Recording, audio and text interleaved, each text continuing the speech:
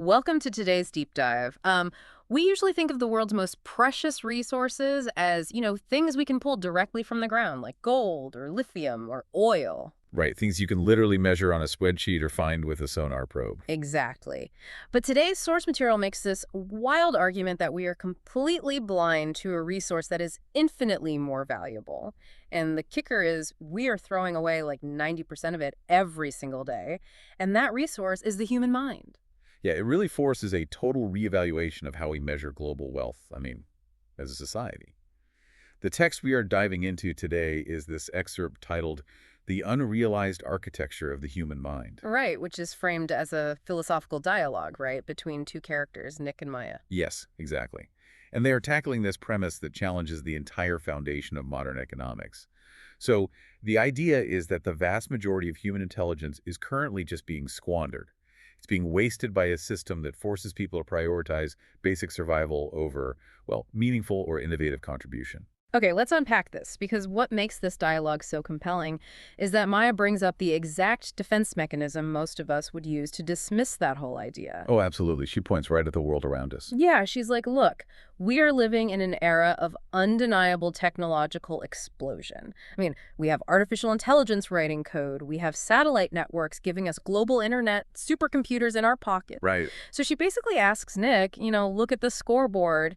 Doesn't all of this tangible progress prove that our current societal structure is actually working incredibly well? And Maya's argument is deeply intuitive. Yeah. Like when you walk through a modern city, you are just bombarded by the physical evidence of human ingenuity. Yeah, skyscrapers, subways, everything. Exactly. Yeah. It feels almost foolish to suggest we are failing when you can just board an airplane and fly across the globe in a matter of hours. Mhm. The visible success is just so loud that it drowns out any questioning of the underlying system.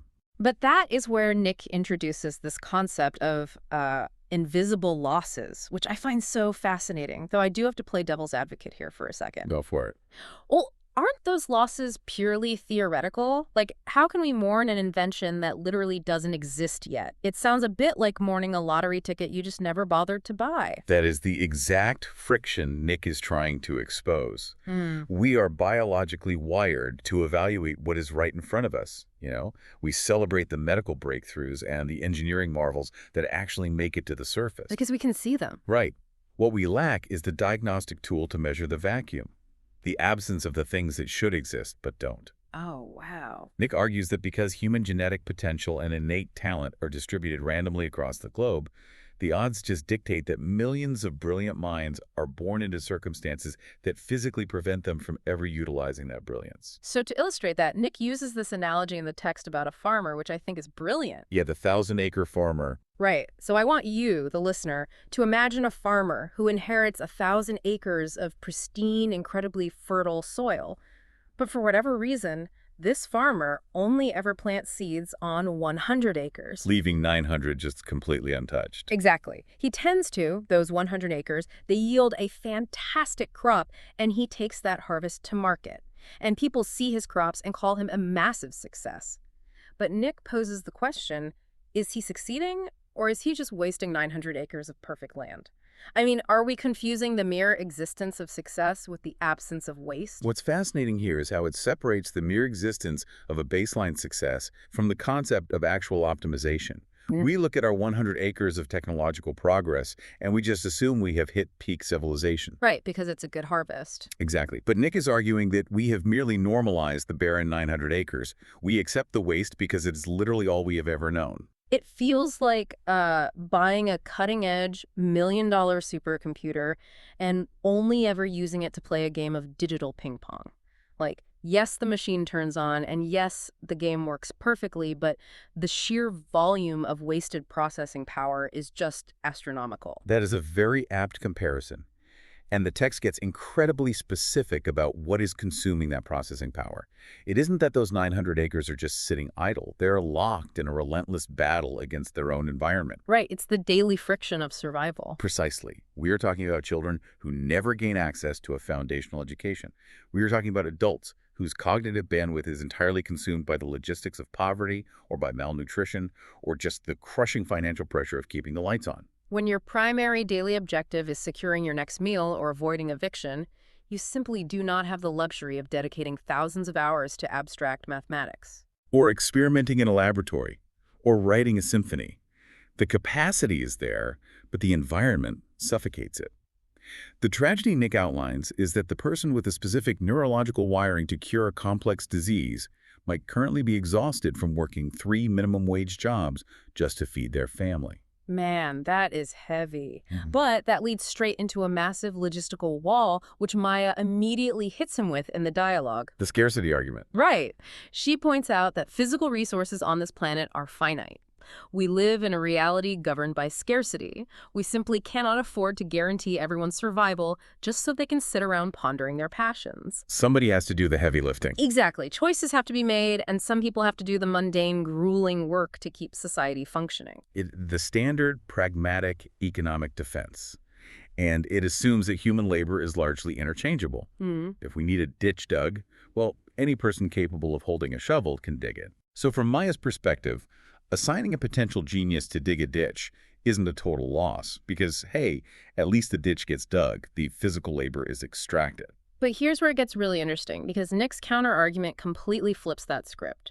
He points out that human life is also finite, Right. and unlike a physical resource like coal, which, burns the same no matter which piece you pull from the mine, human minds are entirely unique.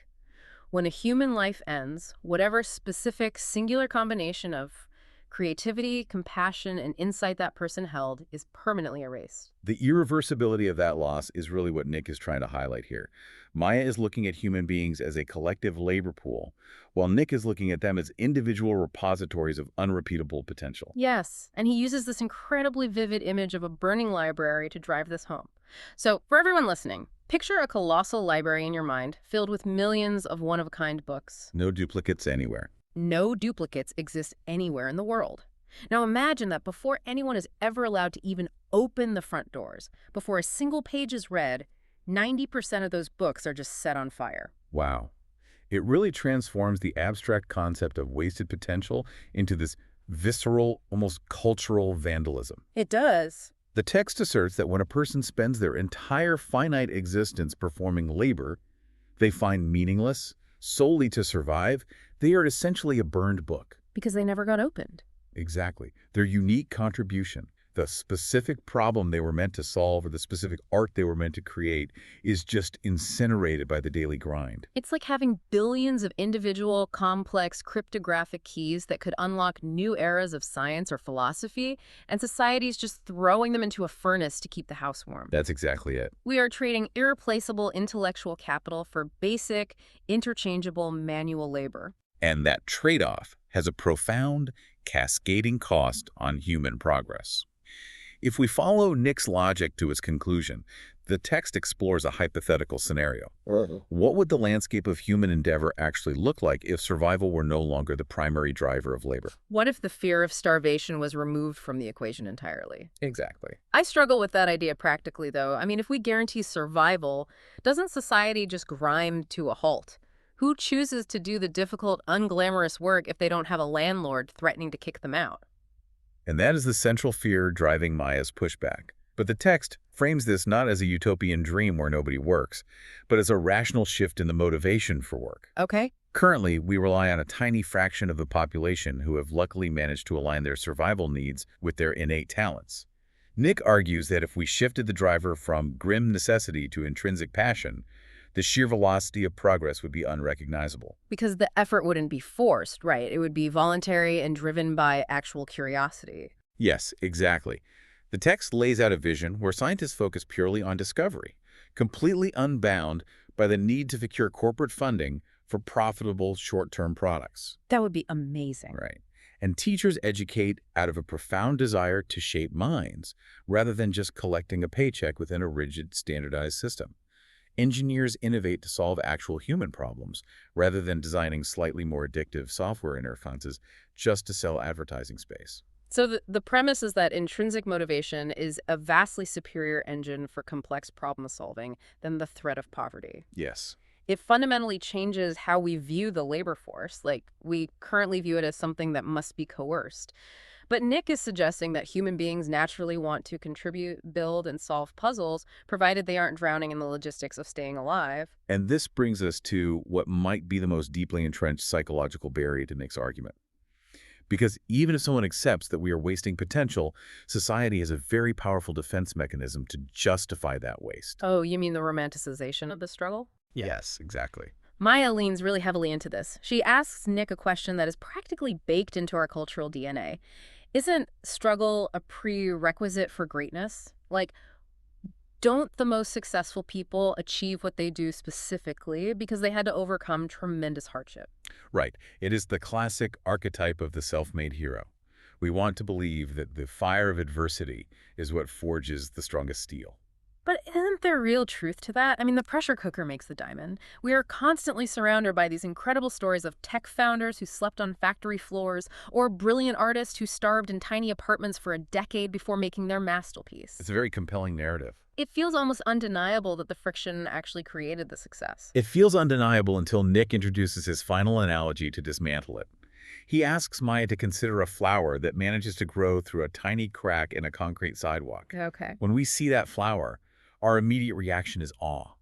We admire its resilience, its sheer willpower to bloom against all odds. Right, it becomes a motivational poster instantly. If we connect this to the bigger picture, Nick poses a vital question.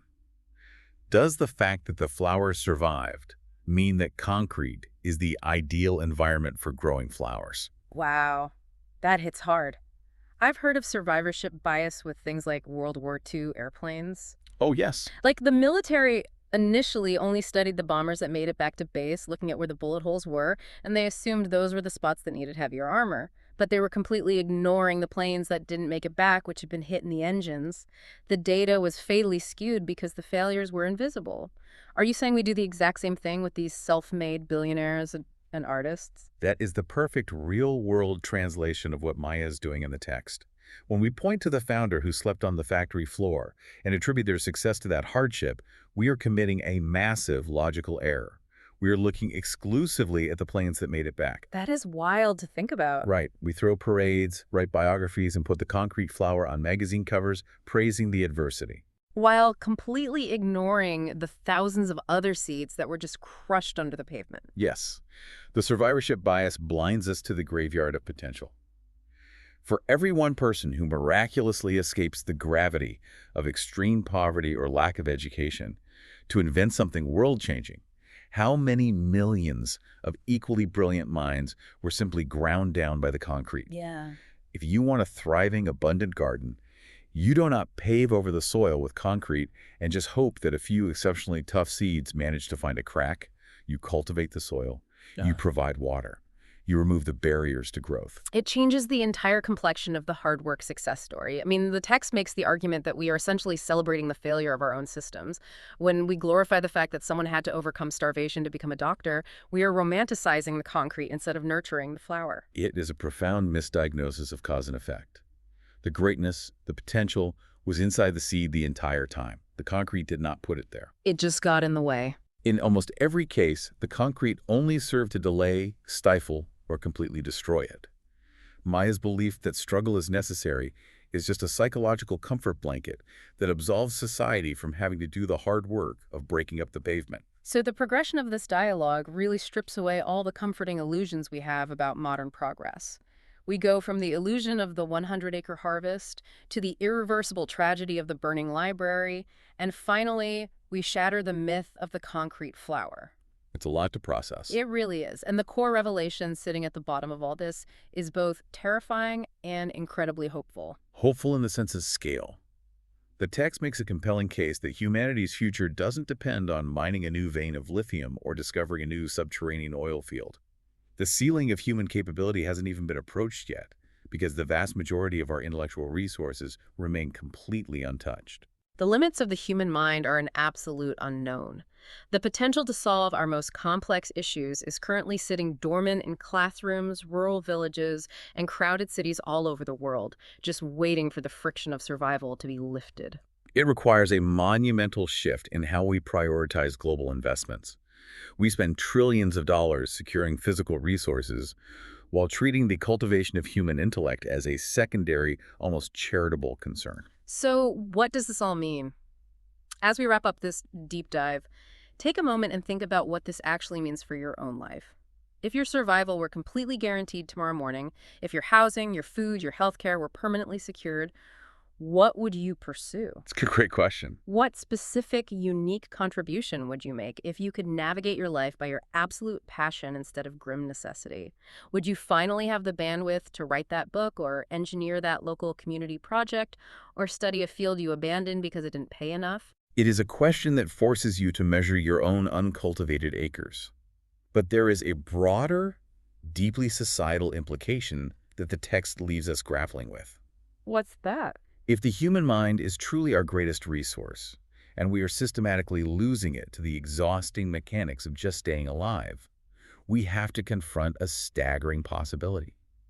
Is it possible that the solution to our most pressing global crisis has actually already been born? Oh, wow. Whether it is the breakthrough required for limitless clean energy or the cure for a neurodegenerative disease, what if the human being with the exact right biological wiring to solve it is currently trapped? Just stuck behind a cash register or moving boxes in a warehouse, completely drained of the energy required to even think about innovating. Exactly. We can precisely measure the financial cost of a sunken cargo ship or the environmental impact of an oil spill. We have no instruments to measure the genius we lose to the daily grind. So the haunting question we have to leave you pondering today is this. What world-changing idea did humanity lose today, simply because its creator was too busy trying to survive, and we will never even know it existed?